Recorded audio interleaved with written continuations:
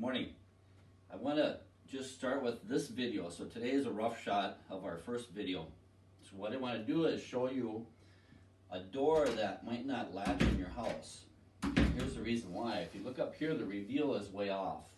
And what has to happen is the door has to lift up and then it will latch. But in order to do that, here's what you're going to need. A screw gun and a 2-inch screw. So here's what you need to do. Open your door up as far as you can and go in on the hinge inside here. And there's 3 screws in the hinge up here. 1, 2, 3. Take out the one that's closest to the inside of the door and unscrew that screw. Take it out.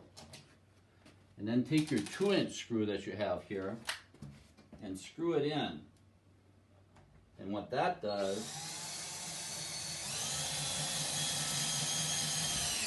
it pulls the jamb over and it lifts the door up on this side, so voila, it works. That's as easy as you have to do it. Thanks.